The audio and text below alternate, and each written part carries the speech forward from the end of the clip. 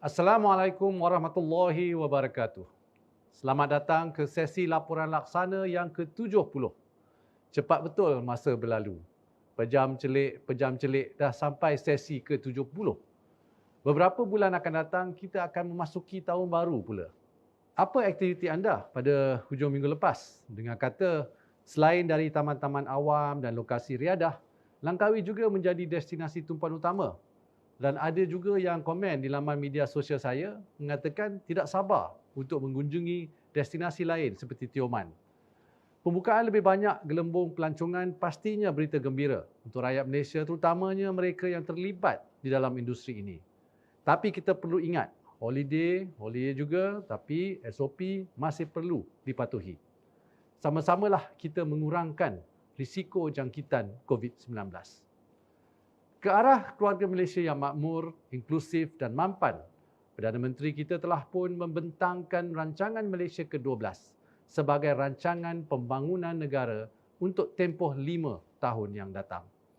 Tumpuan negara adalah untuk merancakkan kembali pertumbuhan ekonomi, memastikan kemakmuran negara dapat diagih secara lebih adil dan saksama, serta mengekalkan kelestarian alam sekitar. MOF secara dasarnya bersetuju untuk menyediakan peruntukan kewangan sebanyak 400 bilion ringgit bagi membiayai perbelanjaan pembangunan rancangan Malaysia ke-12 bagi tempoh 2021 hinggalah 2025. Ini merupakan peningkatan ketara berbanding dengan 248.5 bilion ringgit bagi rancangan Malaysia yang ke-11.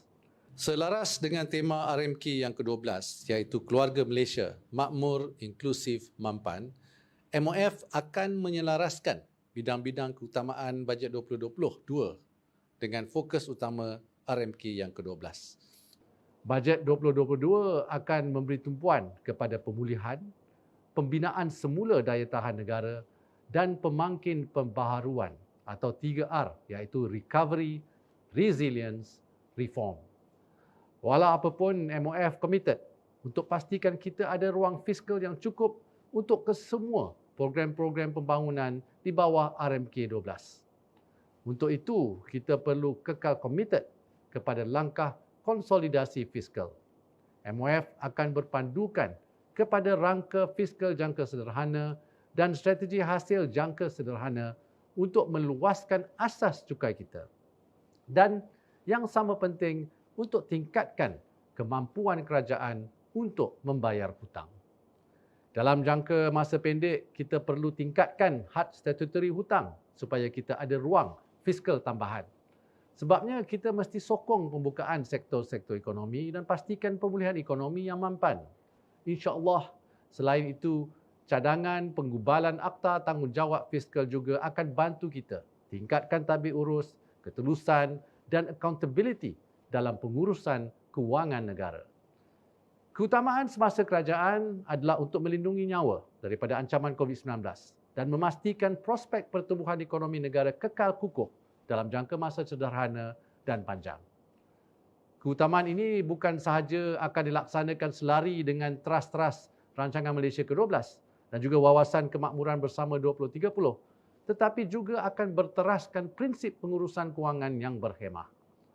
Mungkin ada yang kata RMK 12 ini cerita jangka panjang. Apa inisiatif dalam masa terdekat untuk bantu rakyat?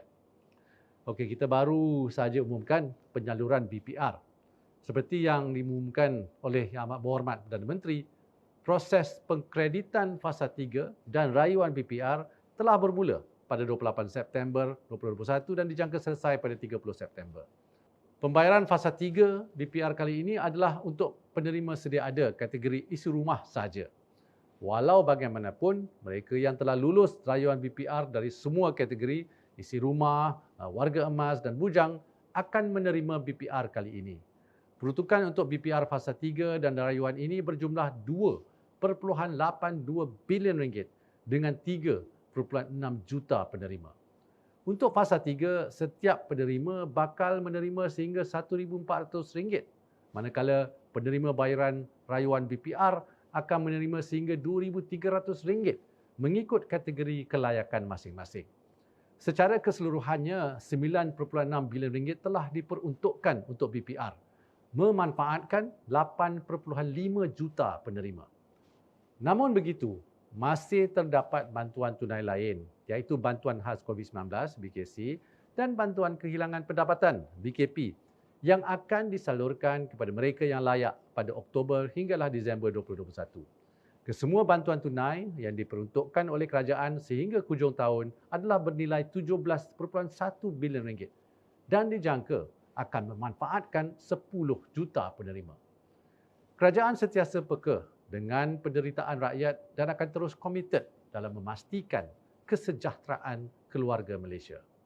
Untuk membantu rakyat, salah satu elemen yang kita beri tumpuan ialah penciptaan pekerjaan. Baru-baru ini, Majlis Pekerjaan Negara telah membentangkan beberapa pencapaian yang merangsangkan berkenaan sektor pekerjaan negara. Antara pencapaian tersebut adalah pertama, penempatan pekerjaan buat lebih 376,000 pencari kerja setakat 10 September 2021, melebihi jumlah sasaran yang ditetapkan setakat bulan September. Kedua, mewujudkan lebih 97,000 peluang pekerjaan baharu menerusi pelaburan dalam negara, dengan 76% daripadanya adalah dalam kategori mahir dan separuh mahir. Penciptaan dan penempatan pekerjaan adalah langkah yang lebih baik dari segi jangka panjang untuk kebajikan rakyat. Bantuan tunai sahaja hanya langkah jangka pendek, tapi bila kita wujudkan, pekerjaan ini diwujudkan, maka rakyat dapat menyara kehidupan keluarga mereka tanpa perlu bergantung harap kepada bantuan kerajaan. Bak kata pepatah, bila anda beri seseorang ikan, maka anda memberinya makan untuk satu hari. Tetapi bila anda ajar seseorang itu memancing, maka anda akan memberinya makan seumur hidup. Bantuan untuk rakyat tidak terhenti di situ. Voucher perlindungan tenang, ini khas buat golongan B40, dapat mengurangkan beban golongan B40 jika ada perkara yang tidak diingini berlaku. Melalui program voucher perlindungan tenang ini, setiap penerima bantuan B40 akan diberi voucher bernilai RM50 sebagai bantuan kewangan untuk membeli produk perlindungan tenang termasuk takaful hayat dan kemalangan diri. Dalam masa yang sama, kerajaan juga melanjutkan tempoh pengecualian duty stamp ke atas semua produk perlindungan tenang dengan nilai premium atau sumbangan tahunan tidak melebihi RM100 untuk tempoh 5 tahun lagi sehingga tahun taksiran 2025. Nak tahu lebih lanjut, layari link yang tertera di bawah ini. Kita juga ada perlindungan untuk pekerja yang dijangkiti COVID-19 di tempat kerja. Bagi membantu pekerja-pekerja ini, Perkeso ataupun Pertubuhan Keselamatan Sosial telah mengumumkan bayaran pampasan lebih 11.19 juta ringgit melibatkan 15,036 kes setakat 18 September yang lepas. Daripada jumlah ini, lebih 10 juta ringgit dibayar kepada pekerja tempatan, membabitkan 13,170 kes dan lebih 1 juta ringgit pula kepada pekerja asing, membabitkan 1,866 kes. Tadi saya ada menyebut mengenai objektif RMK 12, antara lainnya untuk meningkatkan kelestarian alam sekitar. Sehubungan itu, baru-baru ini saya berpeluang untuk berucap tentang perubahan iklim pada sidang kemuncak The Cooler Earth yang diadakan secara maya. Kita tidak boleh menafikan perubahan iklim merupakan cabaran terhebat manusia. Sudah tiba masanya semua pihak, sektor swasta dan awam, bekerjasama untuk memastikan peralihan yang pantas ke ekonomi karbon sifat bersih. Antara komitmen Malaysia di peringkat antarabangsa ialah pertama, meningkatkan Nationally Determined Contributions atau NDC tanpa syarat terhadap pelepasan GHG atau gas rumah hijau dari 35 hingga 45% daripada KDNK menjelang 2030 berbanding dengan tahap 2005. Kedua, menjadi anggota Gabungan Menteri Kewangan untuk Tindakan Iklim atau CFMCA.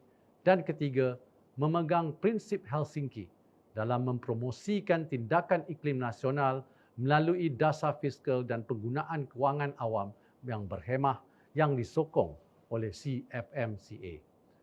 Perubahan iklim bukan sahaja memberi kesan kepada kita, tetapi impaknya akan dirasai generasi mendatang. Jika kita bertindak sekarang, insya-Allah kita akan mampu meminimalkan kesan perubahan iklim kepada anak-anak dan cucu-cucu kita. Saya akhiri laporan laksana ke-70 kali ini dengan pesanan agar kita teruskan disiplin mengikuti SOP yang ditetapkan. InsyaAllah, kita pasti menang bersama untuk keluarga Malaysia. Sekian, wabillahi taufiq wal hidayah. Wassalamualaikum warahmatullahi wabarakatuh. Terima kasih.